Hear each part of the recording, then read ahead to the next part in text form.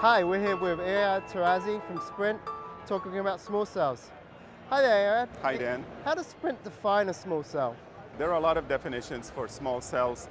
The way we define it in two categories, we have a category we call a femto, or a personal cell site, although there's a branch of it for about 30 users for enterprise customers or small business customers. And that's primarily oriented towards voice plus some light data offload. And then there's another class that's coming in, which is PICOs, and they're primarily oriented toward 1 watt radios for data offload, primarily towards LTE. Now you have many small cells in your network already. What role do they serve at the moment? We have a little more than 500,000 and growing constantly femtos.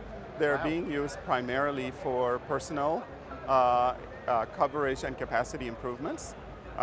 Typically people put them in their homes or their offices, allow them to get superior coverage, better data speeds, and allow them to extend their coverage with them.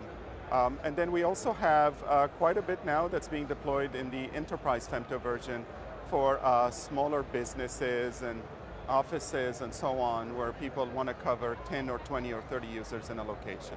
With the forthcoming LTE network, how will small cells evolve as 4G arrives for Sprint? Probably the first thing to talk about in small cells is why are we doing small cells? The reason we do small cells is that the days where you could build a cell site and do 12, 18 months until you give relief to a customer is really not there anymore. Growth of data traffic is happening very quickly.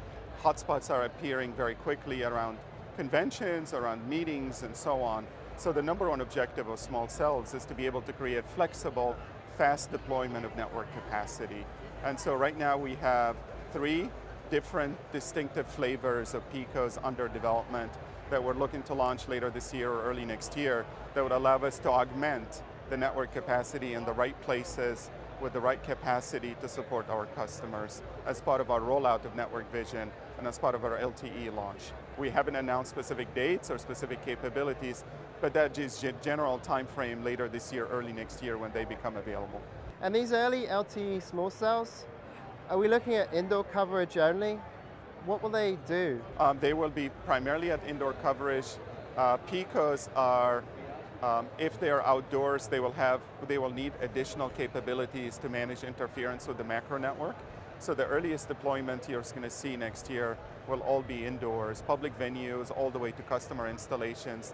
And then towards the end of next year, early the following year, you're going to begin to see PICOs go outdoors and be able to manage the interference, manage the conflict of spectrum use, be able to improve the efficiency in the network outside of buildings, and be deployed in mass outdoors in support of the public network that you have with the big cell sites. Thank you very much for your time.